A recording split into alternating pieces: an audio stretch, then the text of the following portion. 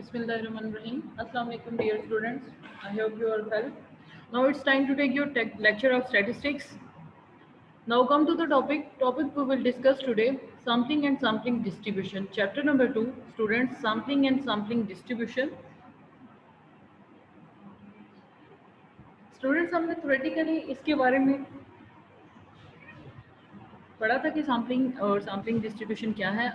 इसके बारे में थोड़ी सी डेफिनेशंस हैं, कुछ टॉपिक्स हैं जो आज हम क्लियर करेंगे, साथ न्यूमेरिकल एग्जांपल्स भी देखेंगे।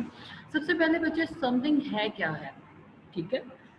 Sampling is the process of drawing samples from the population. Sampling हमारे पास वो प्रोसेस है जिसमें हम पॉपुलेशन से सैंपल्स को ड्रॉ करते हैं। पॉपुलेशन से सैंपल्स ड्रॉ करना हमारे पास सैम्पलिंग कहलाता है। जैसे कि स्टूडेंट्स, हमारे पास एक क्लास है, क्लास में हमारे पास 40 स्टूडेंट्स है, वो 40 स्टूडेंट हमारी पॉपुलेशन है। और पॉपुलेशन मैंने लास्ट टाइम क्या बताया था, aggregate of all object having some common characteristics of interest. इसका मतलब ये है कि अगर हमारी पॉपुलेशन है, उनके दरमियान कॉमन इंटरेस्ट होना चाहिए। फॉर एग्जाम्पल, सेम क्लास में हो, सेम सब्जेक्ट पढ़ रहे हो, सेम टीचर से पढ़ रहे हैं, एज, उसके अलावा फैक्टर्स जो हम इंटरेस्ट में हैं, ठीक है, वो हमें कॉमन चीज़ें होंगी, तो वो हमारी पॉपुलेशन होगी। अब यहाँ पे सैम्पलिंग क्या होती है, सैम्पलिंग हमारे पास जब हम पॉपुलेशन में से सैम्पल्स को ड्रॉ करते हैं वो हम सैम्पलिंग कहलाती है। फॉर एग्जांपल, हमारे पास वो 40 की क्लास है, 40 की क्लास में से हम कुछ स्टूडेंट्स रैंडमली सेलेक्ट कर लेते हैं। फॉर एग्जांपल, हमने सैम्पल्स ड्रॉ करने हैं 10 स्टूडेंट्स का,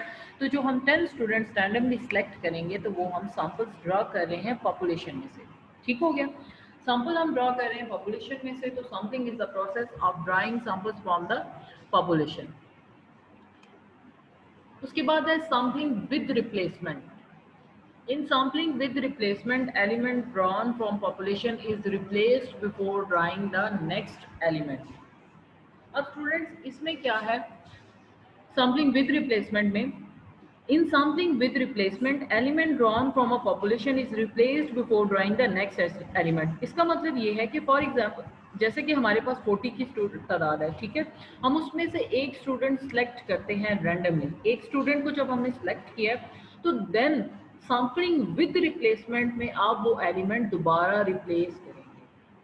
इसका मतलब ये है कि अगर वो 40 की स्टूडेंट तादाद में से हमने 8 रोल नंबर जिसका भी स्टूडेंट का है वो रैंडमली सिलेक्ट हुआ है, तो देन जब हमने नेक्स्ट सैम्पल ड्रॉ करना है तो वो 8 को अगेन रिप्लेस करेंगे। इसका मतलब 8 अगेन 40 की क्लास में मौजूद होगा। सेकंड में हम अगेन सैम्पलिंग करेंगे तो मे बी प्रोबेबल है कि आप 8 को दोबारा सिलेक्ट करें। ठीक हो गया। सैम्पलिंग विद रिप्लेसमेंट इस तरह से होगी कि अगर आपके पास जो यूनिट आपने सेलेक्ट किया उसको रिप्लेस करेंगे, अगेन वो पॉपुलेशन में मौजूद होगा और पॉपुलेशन में से फिर आप सैंपल ड्रॉ करेंगे। उसके बाद सैंपल्स को ड्रॉ करने के लिए हम विद रिप्लेसमेंट में किस तरह से सैंपल्स ड्रॉ करते हैं, number of all possible samples with replacement is equal to n power r, n raised to power r is equal to, अब कैपिटल n क्या है, population size, r sample size, ठीक है। r यहाँ पे small n भी है, ठीक है, n पावर स्मॉल n ये भी यूज कर सकते हैं। और इंटरेस्ट है ना कि हमारा इंटरेस्ट कितना है, हम कितना सैंपल ड्रॉ करना चाह रहे हैं, तो वो सैंपल साइज है। ठीक हो गया। सैम्पलिंग विद रिप्लेसमेंट में स्टूडेंट मैं अगेन बता रही हूँ कि सैम्पलिंग विद रिप्लेसमेंट में जब आप सैम्पलिंग कर रहे होंगे, पॉपुलेशन में से सैंपल ड्रॉ करेंगे फर्स्ट, तो उसको दोबारा रिप्लेस करेंगे और उसके बाद फिर अगेन सैम्पलिंग करेंगे। फॉर एग्जाम्पल, आप 40 है तो 40 में एक सेलेक्ट किया, बाकी 39 रहे, लेकिन नेक्स्ट सैंपल आप 39 में से ड्रॉ नहीं करेंगे, बल्कि आप अगेन 40 नंबर जो होगा उसको अगेन उसमें शामिल करके 40 टोटल स्टूडेंट्स बनेंगे और उसमें से दोबारा सैंपल ड्रॉ करेंगे। अब यहाँ पे देखते हैं students, sampling without replacement. Sampling without replacement, in sampling without replacement element drawn from a population not replace before drawing the next element. इस बात की समझ आई कि सैम्पलिंग विद रिप्लेसमेंट और सैम्पलिंग विदाउट रिप्लेसमेंट में क्या फ़र्क है। विदाउट रिप्लेसमेंट में आप स्टूडेंट सैंपल को रिप्लेस नहीं करेंगे। जैसे कि आप 40 स्टूडेंट में से एक स्टूडेंट सेलेक्ट करते हैं तो नेक्स्ट आप सैंपल 39 में से ड्रॉ करेंगे, 40 में से नहीं, उसको रिप्लेस नहीं करेंगे। आपने सेकंड ड्रॉ किया तो देन आपके पास रिमेनिंग 38 रह गए, 38 में से आप नेक्स्ट सैंपल ड्रॉ करेंगे। ठीक हो गया, रिप्लेस नहीं होगा without replacement. Number of all possible samples without replacement is n combination of small n is equal to population size combination sample size. ये दो डिफरेंट है, फॉर्मूलाज जिनको आप यूज करके पॉसिबल सैंपल ड्रॉ करेंगे फ्रॉम पॉपुलेशन। अगर with replacement का कहा है तो आप n raise to power small n use करेंगे, और अगर something without replacement then n combination of small n। इसको हम जब न्यूमेरिकली करेंगे तो आपको क्लियर हो जाएगा, ठीक है। नेक्स्ट समथिंग एरर स्टूडेंट क्या होता है? Difference between statistic and parameter is called sampling error. Sampling error क्या है? Statistic and parameter के दरमियान जो difference आएगा वो sampling error है। Statistic क्या होती है? Any numerical measurement या numerical value जो हम सैम्पल से कैलकुलेट करते हैं वो स्टैटिस्टिक होती है, और any numerical value that we can calculate from a population is called a parameter. For example हमारे पास जो सैम्पल मीन होगा वो स्टैटिस्टिक है, उसके बाद पॉपुलेशन मीन म्यू जो है वो पैरामीटर है। इन दोनों के दरमियान जो डिफरेंस आएगा वो सैम्पलिंग एरर है, ठीक है। मतलब ये कि हमारे पास जो पैरामीटर है पॉपुलेशन, उसके जो हमने एस्टिमेटर फाइंड किया है स्टैटिस्टिक, मतलब ये कि हमारे पास पॉपुलेशन मीन है और दूसरा सैंपल मीन है, उन दोनों के दरमियान जो डिफरेंस आएगा जाहिर सी बात है वो हमारे पास सैम्पलिंग एरर होगा। Sampling error is equal to statistics minus parameter. Statistic मैंने आपको जैसे बताया कि वो sample mean X bar minus mu, दोनों के दरमियान जो डिफरेंस आएगा वो सैम्पलिंग एरर होगा। अब स्टूडेंट नेक्स्ट बात करते हैं, sampling error can be decrease by increasing the sample size.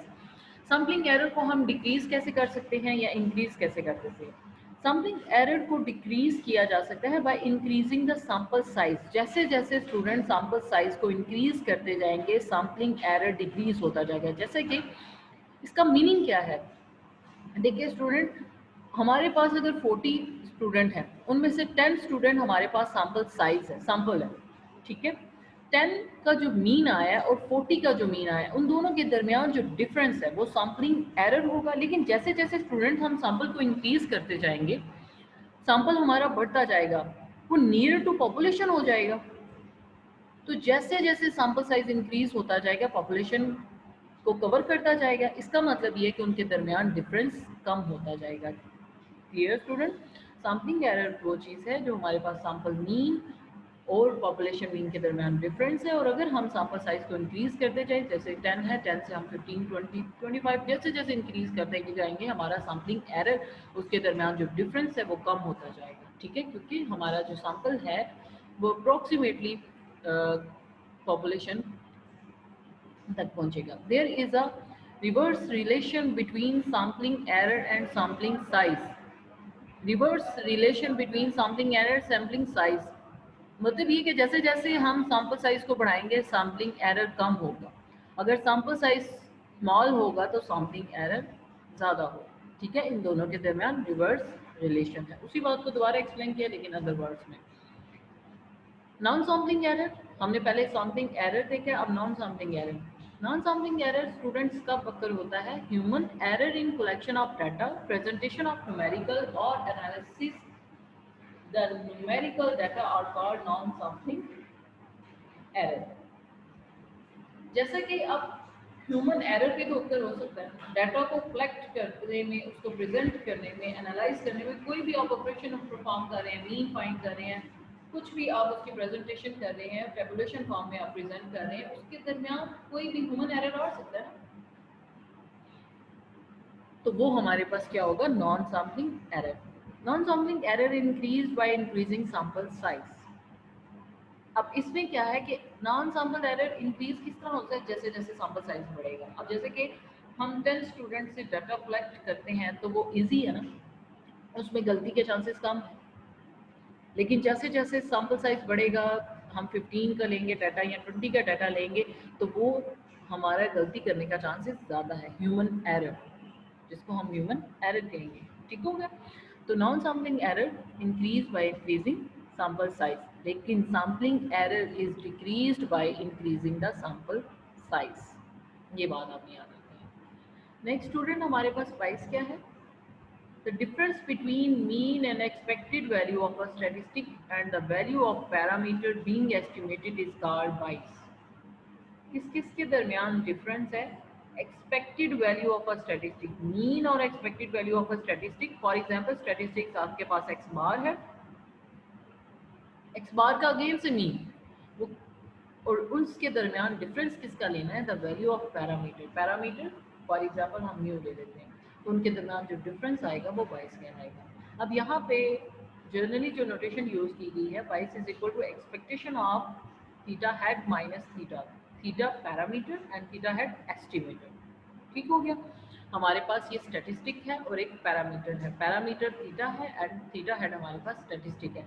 तो जैसा कि डेफिनेशन में लिखा हुआ है, मीन और expected value of a statistic. So expected value of a statistic, expected value of theta head minus value of parameter, parameter की value क्या है, थीटा। तो इन दोनों के दरमियान जो डिफरेंस होगा वो हमारे पास 22 है। ठीक हो गया। मीन और एक्सपेक्टेशन एक ही बात है, क्योंकि स्टूडेंट्स हम मीन किस तरह से फाइंड करते हैं, एक्स की वैल्यूज को उसकी प्रोबेबिलिटीज के साथ मल्टीप्लाई करके सम करने से। तो एक्सपेक्टेशन भी इसी को कहते हैं कि एक्स की वैल्यूज को उसकी प्रोबेबिलिटीज के साथ मल्टीप्लाई करें और एंड पे सम करने पे हमारे पास जो आंसर आएगा वो एक्सपेक्टेशन ऑफ वेरिएबल होगी। नेक्स्ट देखते हैं स्टूडेंट, स्टैंडर्ड एरर हमारे पास क्या है। Standard deviation of sampling distribution is called standard error. Standard error क्या है, standard deviation of sampling distribution. हम सैम्पलिंग डिस्ट्रीब्यूशन पहले बनाएंगे और सैम्पलिंग डिस्ट्रीब्यूशन का जो स्टैंडर्ड डेविएशन आएगी हमारे पास, वो हमारे पास क्या होगी, स्टैंडर्ड एरर। इसको डिनोट किससे करते हैं, it is denoted by sigma x bar. Sigma किसको डिनोट करता है, स्टैंडर्ड डेविएशन को, and X bar sampling distribution. तो वो किसको डिनोट कर रहे हैं, standard deviation of sampling distribution.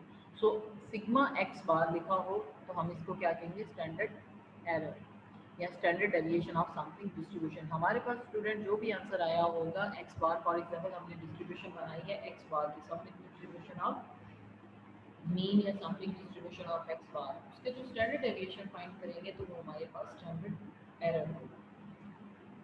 Next notation, कुछ फॉर्मूलाज हैं जिनको आपने याद करना है, जिनको हम यहाँ पे क्वेश्चंस में यूज करेंगे। जैसे कि स्टूडेंट सबसे पहले हम सैंपल के लिए देखते हैं मीन वेरिएंस और स्टैंडर्ड डेविएशन का फॉर्मूला क्या है। अगर हम सैंपल ड्रॉ कर लेते हैं तो हम सैंपल का मीन किस तरह से फाइंड करते हैं, X bar is equal to sum of x over N. Sum of x over N mean find करने का यही फॉर्मूला है कि सब वैल्यूज को ऐड करके टोटल नंबर ऑफ ऑब्जर्वेशन से डिवाइड करनी है। लेकिन यहाँ पे सैंपल है तो सैंपल के लिए टोटल नंबर ऑफ ऑब्जर्वेशन को स्मॉल एन से डिनोट किया जाता है। So that's why x bar is equal to sum of x over small n. Variance, variance का क्या फॉर्मूला होता है, sum of x minus x bar whole square divided by n. उसके बाद स्टैंडर्ड डेविएशन, स्टैंडर्ड डेविएशन में हमारे पास जो वेरिएंस होगा, वेरिएंस के फॉर्मूले में हम स्क्वायर रूट ले लेंगे तो सेम स्टैंडर्ड डेविएशन आ जाएगी। अब बच्चे एक और यहाँ पे बात है, कैपिटल एस स्क्वायर और small s square, capital S and small S. Capital S square और स्मॉल एस स्क्वायर ये दोनों हमारे पास सैंपल वेरिएंसेस हैं, दोनों सैंपल वेरिएंसेस हैं, लेकिन सिर्फ इसमें डिफरेंस ये है कि कैपिटल एस स्क्वायर हमारे पास बाइस एस्टिमेटेड है और स्मॉल एस स्क्वायर हमारे पास अनबाइस्ड एस्टिमेटेड है। ठीक है, अनबाइस्ड एस्टिमेटर और बाइस्ड एस्टिमेटर की बिना पे हमारे पास इनके डिवाइजर में n and n minus one आ गया। जब आपके पास स्टूडेंट सैंपल साइज स्मॉल हो तो small x square s square हम फाइंड करेंगे, जिसमें sum of x minus x bar square divided by n minus one. लेकिन अगर आपके पास पॉपुलेशन सैंपल साइज बड़ा है तो उसमें दोनों का आंसर ऑलमोस्ट इक्वल आ जाता है, उनमें से आप कोई भी यूज कर सकते हैं। लेकिन आपको स्मॉल साइज सैंपल साइज होगा तो स्मॉल एस स्क्वायर फाइंड करेंगे अनबाइस्ड एस्टिमेटर। इसी तरह स्टैंडर्ड डेविएशन, स्टैंडर्ड डेविएशन में आपके पास sum of x minus x bar square divided by small n minus one square root आ जाएगा। ये मीन वेरिएंस स्टैंडर्ड डेविएशन इन फॉर्मूला, इनसे सब के साथ आप फेमिलियर हैं। ठीक है, लेकिन अब आपको थोड़ा सा यहाँ पे सैम्पलिंग और पॉपुलेशन के दरमियान डिफरेंस करके बताया जाएगा कि आप कौन सा फॉर्मूला यूज करेंगे। अब जैसे कि पॉपुलेशन का देखते हैं स्टूडेंट, तो यहाँ पे मीन आप फाइंड करेंगे तो mu is equal to sum of x over capital N, sum of x over capital N. अब पॉपुलेशन साइज को किससे डिनोट किया जाता है, पॉपुलेशन साइज को कैपिटल एन से डिनोट किया जाता है। फॉर्मूला वही है, सारी वैल्यूज को ऐड करें और उसके बाद उसको टोटल नंबर ऑफ ऑब्जर्वेशन के साथ डिवाइड कर दें। तो इसी तरह जब हम पॉपुलेशन का मीन लेंगे तो पॉपुलेशन हमारे पास जितनी भी होगी उसके जितने भी यूनिट्स होंगे उन सबको ऐड करेंगे, टोटल नंबर ऑफ ऑब्जर्वेशन से डिवाइड करेंगे। तो हम पॉपुलेशन को, पॉपुलेशन साइज को कैपिटल एन से डिनोट करते हैं, तो इसके small X divided by capital N. Sigma square notation किस लिए यूज करते हैं? पॉपुलेशन वेरिएंस के लिए। आपने डिफरेंस याद रखना है, सैंपल वेरिएंस के लिए आप स्मॉल एस स्क्वायर या कैपिटल एस स्क्वायर का वर्ड यूज करते हैं, और पॉपुलेशन वेरिएंस के लिए sigma square. Sigma square is equal to sum of x square divided by capital N minus sum of x over capital n whole square. Variance का formula x variable sum of x divided by n whole square, जिसको हम minus करेंगे, हमारे पास जो variable x square आएगा, x की values को स्क्वायर करेंगे और डिवाइड किससे करना है? कैपिटल एन के साथ। ये बात याद रखिए, स्मॉल एन के साथ आपने डिवाइड नहीं करना, क्योंकि आप पॉपुलेशन वेरिएंस फाइंड कर रहे हैं। Next standard deviation. Standard deviation में क्या आएगा स्टूडेंट? इसका स्क्वायर रूट आ जाएगा। ठीक है, sum of x square divided by capital N minus sum of x divided by capital n whole square and then square root आ जाएगा। ये हमारे पास सैंपल का मीन हम किस तरह से फाइंड करेंगे, वेरिएंस स्टैंडर्ड डेविएशन किस तरह से फाइंड करेंगे, पॉपुलेशन का मीन, पॉपुलेशन का वेरिएंस, पॉपुलेशन का स्टैंडर्ड डेविएशन। लेकिन थर्ड चीज़ है जो हमने इस चैप्टर में पढ़नी है, वो है sampling distribution of mean. Sampling distribution of mean, उसके लिए जो फॉर्मूला यूज होंगे म्यू एक्स बार। मीन फाइंड करना है, या आप कह दें कि mean sampling distribution of mean. ठीक है, सैम्पलिंग डिस्ट्रीब्यूशन बनी है, उसका मीन फाइंड जो करना है, तो म्यू एक्स बार हमारे पास आया, उसका मीन जो फाइंड करना है, expectation of x bar is equal to sum of x bar into probability of x bar. इससे स्टूडेंट कंफ्यूज नहीं होना। आपने एक्सपेक्टेशन फर्स्ट ईयर में पढ़ी है। एक्सपेक्टेशन क्या चीज़ होती है? हमारे पास जो वेरिएबल एक्स होगा, इस वेरिएबल को उसकी प्रोबेबिलिटीज के साथ मल्टीप्लाई करके ऐड कर लें, तो ये हमारे पास एक्सपेक्टेशन ऑफ एक्स आ जाती है। तो अगर यहाँ पे हम expectation of x bar find कर रहे हैं, तो वही बात हुई, एक्स बार की हर एक वैल्यू को उसकी रिस्पेक्टिव प्रोबेबिलिटी ऑफ एक्स बार के साथ मल्टीप्लाई कर दें और एंड पे ऐड करेंगे, तो हमारे पास एक्सपेक्टेशन आ जाएगी। और एक्सपेक्टेशन ऑफ एक्स और एक्सपेक्टेशन ऑफ एक्स बार, तो ये हमारे पास मीन और उसके बाद मीन ऑफ सैम्पलिंग डिस्ट्रीब्यूशन आ जाएगी। ठीक है, म्यू ऑफ एक्स बार। उसके बाद वेरिएंस ऑफ एक्स बार किसके इक्वल है? Variance of x bar expectation of x bar square minus expectation of x bar whole square. अब जैसे कि student expectation of x bar square है, तो हमें एक्स बार स्क्वायर की एक्सपेक्टेशन फाइंड करनी है, तो वहाँ पे वेरिएबल क्या होगा? X bar square. तो एक्स बार स्क्वायर हम एज अ वेरिएबल ट्रीट करेंगे, तो हमने एक्स बार स्क्वायर जो वेरिएबल होगा, इसकी वैल्यूज को हमने प्रोबेबिलिटी ऑफ एक्स बार के साथ मल्टीप्लाई कर देना और एंड पे ऐड करने पे हमारे पास expectation of x bar square आ जाएगी। Sum of x bar square into probability of x bar. Probability change नहीं होती। आपके पास स्टूडेंट्स जैसे कि एक्स था, एक्स की वैल्यूज को प्रोबेबिलिटी ऑफ एक्स के साथ मल्टीप्लाई करते थे, सम करेंगे तो एक्सपेक्टेशन ऑफ एक्स आ जाती थी। लेकिन जब हम वेरिएबल चेंज करते थे, एक्स स्क्वायर करते थे या एक्स प्लस ए करते थे, कुछ भी चेंज ऑफ रीजन या स्केल करते थे, लेकिन उसकी प्रोबेबिलिटीज पे कोई असर नहीं पड़ता था। तो यहाँ पे वही बात है कि एक्स बार है, तो उसको एक्स बार की प्रोबेबिलिटीज के साथ मल्टीप्लाई करेंगे, लेकिन अगर हमारे पास एक्स बार स्क्वायर है, तो x bar square into probability of x bar करेंगे। ठीक हो गया? Sum of x bar square into probability of x bar minus sum of x bar into probability of x bar whole square. Standard error, standard deviation of sampling distribution. ठीक हो गया?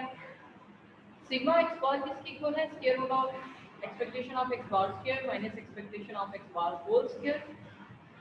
जो हमने variance of x बार के लिए formula use किया, वही यहाँ पे यूज करेंगे। सिंपली आपके पास स्टूडेंट जो आंसर आएगा, अगर standard deviation of x bar है, तो आप स्क्वायर रूट लेना है। Square root of sum of x bar square into probability of x bar minus sum of x bar into probability of x bar whole square।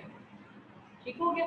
ये तीनों formulas आपके mind में होने चाहिए, मतलब आपने इसको याद करना है। ये जितनी भी नोटेशन स्टूडेंट मैंने यहाँ पे बताई हैं, सैम्पल का mean, variance, standard deviation, population का mean, variance, standard deviation and sampling distribution का मीन, वेरिएंस वगैरह आप किस तरह से फाइंड करते हैं, ये तीनों चीज़ें आपको याद होनी चाहिए, तभी आप क्वेश्चन में इनको पुट कर सकते हैं।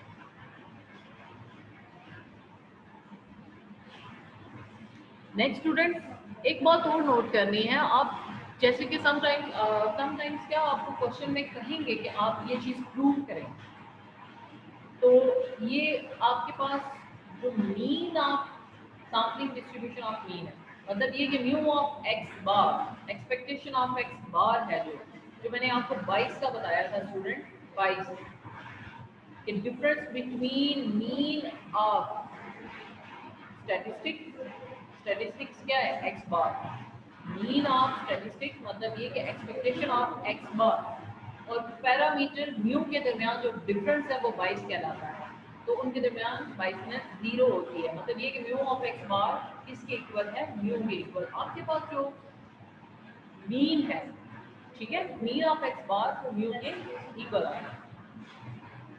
Next sigma x bar square, वो किसके इक्वल है, sigma square over N into N minus small N divided by N minus N minus 1। ये स्टूडेंट विदाउट रिप्लेसमेंट में है। आपको कहेंगे ना कि आपने रिजल्ट्स को वेरीफाई करना है पॉपुलेशन और सैंपल के जो रिजल्ट्स आए हैं, मतलब ये कि उनका जो मीन और वेरिएंस आया है, तो आप वेरीफाई करें। तो आप वेरीफाई किस तरह से करेंगे, आप देखेंगे कि आपके पास mu x bar and mu parameter जो आया पॉपुलेशन का, इन दोनों का आंसर सेम होगा। आप लास्ट में कहेंगे कि mu x bar is equal to mu is equal to sometime 8.4 है, तो आप कहेंगे इन दोनों का आंसर 8.4 आया है, सेम आया है। और सेकंड पार्ट में आपके पास जो वेरिएंस आया होगा, वेरिएंस ऑफ सैंपल, वो डायरेक्ट आपके पास वेरिएंस ऑफ पॉपुलेशन के इक्वल नहीं होगा, बल्कि आप उसको स्मॉल एन के साथ डिवाइड करेंगे। और अगर विदाउट रिप्लेसमेंट आपने सैंपल ड्रॉ किए थे स्टूडेंट, तो आप उसके साथ n minus small N divided by N minus 1 multiply करें, ठीक है। अब जैसे कि standard deviation of x bar है, तो स्टैंडर्ड डेविएशन है, so that's why square root आ जाएगा, sigma over square root n into square root of n minus small N divided by N minus 1। ठीक हो गया।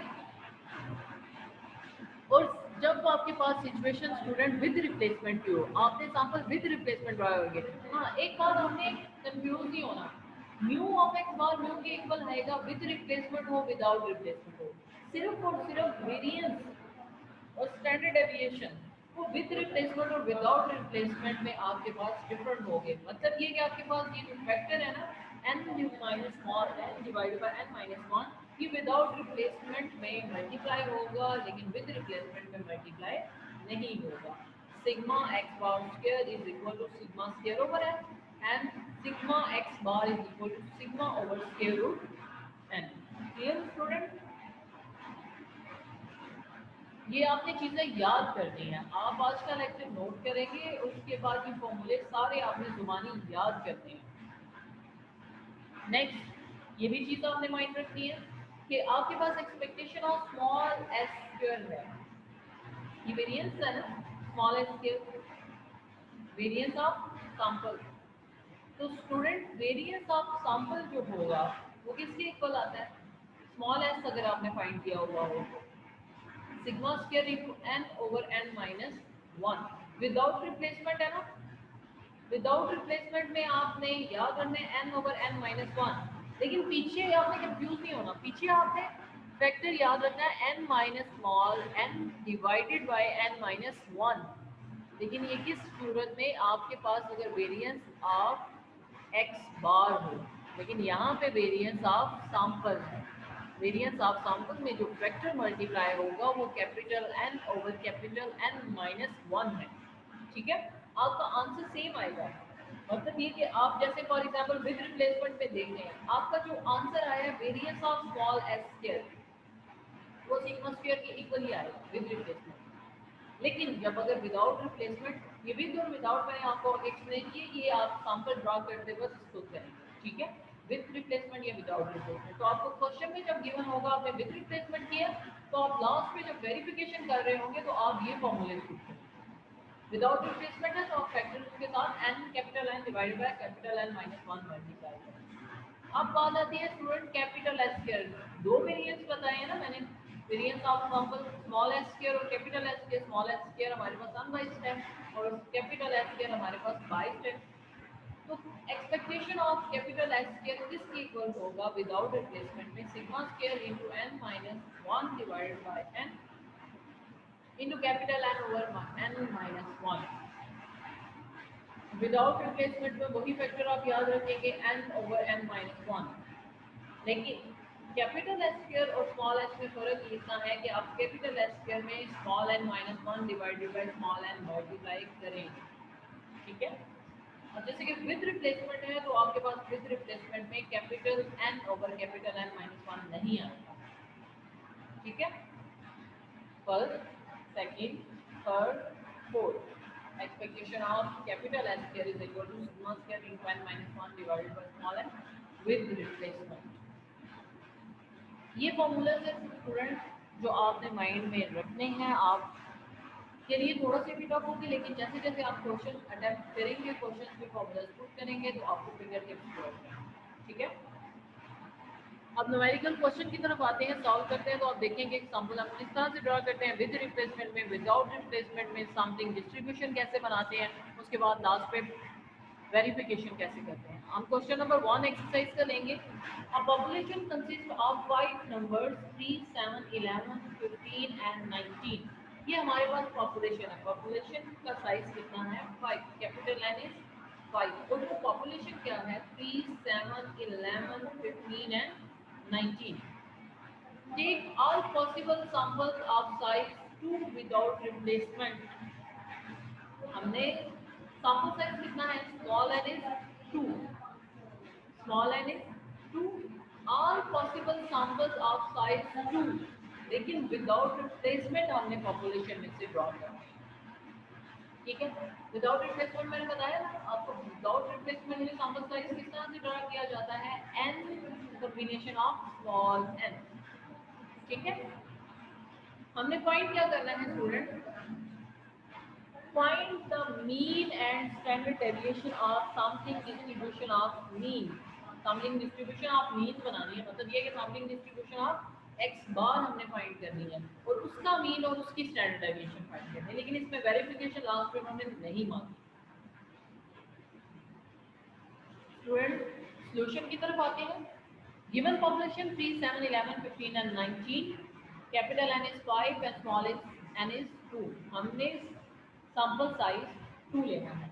उसके बाद number of all possible samples without replacement, n combination of small n, 5 combination of 2 is 10। आप calculator लेंगे, calculator पर 5 लिखिए, उसके बाद आपके पास कैलकुलेटर पे C का ऑप्शन होगा, उसको प्रेस करेंगे, वो कॉम्बिनेशन का है।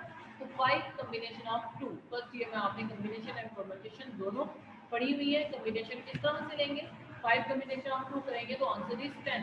इसका मतलब ये कि हमारे पास पॉपुलेशन जो 5 यूनिट्स है उसके जो सैंपल ड्रॉ करने हैं उनके नंबर ऑफ पॉसिबल सैंपल्स वो 10 हो सकते हैं। मतलब ये कि एट अ टाइम स्टूडेंट देखिए, जैसे आपके पास 5 स्टूडेंट सामने खड़े हैं, हमने 5 में से कोई 2 सेलेक्ट करने हैं, लेकिन विदाउट रिप्लेसमेंट। तो किस तरह से होते हैं? जैसे 1 एंड सेकंड सेलेक्ट हो गया, फिर फर्स्ट और थर्ड भी सिलेक्ट हो सकता है, चांसेस है ना। फर्स्ट एंड फोर्थ भी सिलेक्ट हो सकता है, फर्स्ट और फिफ्थ भी सिलेक्ट हो सकता है। ये जो number of all possible samples है, इसमें हर एक सिचुएशन डिफाइन करते हैं कि आपके पास ये सैंपल भी आ सकता है, लाइक फर्स्ट और फिफ्थ भी आ सकता है, थर्ड और फिफ्थ भी आ सकता है। ये number of all possible samples किस तरह से ड्रा करने हैं पॉपुलेशन में, ये वो मेथड है। लेकिन विदाउट रिप्लेसमेंट है तो फॉर्मूला थोड़ा चेंज होगा, सैंपल्स हमारे पास कम आएंगे, जैसे कि 10 सैंपल्स है। अब उनको ड्रॉ करते हैं स्टूडेंट। फर्स्ट ऑफ ऑल हम डाटा राइट करेंगे। अब जरा इसको ध्यान से समझना है कि आप डाटा में से सैंपल किस तरह से निकालेंगे। डाटा स्टूडेंट हमारे पास 3, 7, 11, 15 एंड 19। हमें सैंपल चाहिए और उसके बाद x बार उनका मीन चाहिए। फर्स्ट सैंपल हमारे पास क्या आएगा? 3, 7, 3 एंड 7 सेलेक्ट किया, इसका मीन करेंगे। मीन क्या होगा?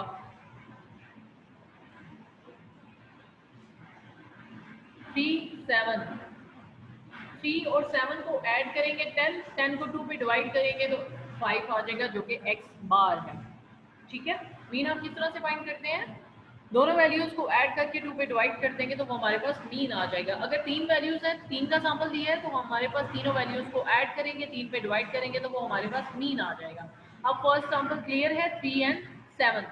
सेकेंड सैंपल 3 एंड 11, 7 को छोड़ देंगे, नेक्स्ट एलिमेंट को पकड़ लेंगे, 3 एंड 11, मीन आ जाएगा 7। Third one is 3 and 15, mean आ जाएगा 9, 15 plus 3 that is equal to 18, 18 divided by 3 that is 9। Fourth one is 3 and 19, add करेंगे 2 पे डिवाइड करेंगे 11। अब स्टूडेंट देखिए 3 के साथ तो हमने बारी बारी सारे सैंपल ले लिए ना, 3 7 के साथ, 3 11 के साथ, 3 15 के साथ, 3 19 के साथ। अब 3 को छोड़ते हैं, अब 7 लेंगे, विदाउट रिप्लेसमेंट है, 3 रिप्लेस नहीं होगा, 3 छोड़ देंगे, 7 लिया, 7 को 11 के साथ, 7 को 15 के साथ, 7 को 19 के साथ, तीनों का मीन आ जाएगा। देखिए इसमें रिपीट तो नहीं ना हुआ 9 3, क्योंकि ये विदाउट रिप्लेसमेंट है। Mean 9 11 and 13, 7 plus 19 divided by 2 that is equal to 13। Next student 8 हमने सैंपल ड्रॉ करना है। देखिए अब 7 के साथ भी ले लेंगे, 7 को हम छोड़ देंगे, उसको रिप्लेस नहीं करेंगे, अब 11 लेंगे, 11 15, 11 का 15 के साथ सैंपल, फिर 11 का 19 के साथ सैंपल, अब 11 को भी छोड़ देंगे, अब हमारे पास 15 रहा, 15 एंड 19। तो हमारे पास देखिए टोटल सैंपल भी 10 ड्रॉ हो गए हैं। आप किस तरह से ड्रॉ करते हैं, मैं अगेन इसको रिपीट कर देती हूँ। 3 7, 3 11, 3 15 एंड 3 19। 3 का सैंपल पहले हम रिमेनिंग 4 एलिमेंट्स के साथ लेंगे, जैसे कि 7 11 15 एंड 19। 3 7, 3 11, 3 15, 3 19। फिर 3 को हम छोड़ देंगे, 7 ले लेंगे, और 7 को इसी तरह से ऑर्डर में चलेंगे, 7 11, 7 15, 7 19। फिर देन 7 को छोड़ देंगे, 11 लेंगे, 11 15, 11 19। फिर 11 को छोड़ देंगे, 15 and 19। That one is last sample of the population. 10 samples draw हो गए हैं। इसमें अगर कोई कंफ्यूजन है तो आप क्वेश्चन करें, मैं आपको दोबारा रिपीट कर देती हूँ कि आप सैम्पलिंग विदाउट रिप्लेसमेंट किस तरह से करेंगे with sample size of 2। Sample draw हो गया, मीन आ गया। अब हमें स्टूडेंट जो डिस्ट्रीब्यूशन बनानी है वो मीन की फाइंड करनी है। अब देखिए इसमें 11 9 रिपीट हुआ है, 11 रिपीट हुआ है, 13 रिपीट हुआ है, तो इसका मतलब हमें जब डिस्ट्रीब्यूशन बनानी है इसमें सिंगल सिंगल वैल्यू लेंगे, जैसे कि 5 है, 5 7 9 11 13 एंड 15 एंड 17 ले लेंगे। फिर उसके बाद इनकी फ्रीक्वेंसी, जैसे आप टैली करते होते थे, सैम्पलिंग डिस्ट्रीब्यूशन ऑफ एक्स बार लेंगे। एक्स बार क्या है, 5 7 9 11 13 15 एंड 17। एक्स बार के कॉलम में हमने जो वैल्यूज देखी, जो पॉसिबल वैल्यूज आई हैं हमारे पास, उनको हमने यहाँ पे राइट किया। फिर फ्रीक्वेंसी 5 1 टाइम रिपीट हुआ है, 7 भी 1 टाइम रिपीट हुआ है, लेकिन 9 2 टाइम्स रिपीट हुआ था, तो हम फ्रीक्वेंसी में 2 लिख देंगे। 11 2 टाइम आया था, 2 लिख देंगे। 13 2 टाइम आया, 2 लिखेंगे। 15 1 टाइम एंड 17 1 टाइम।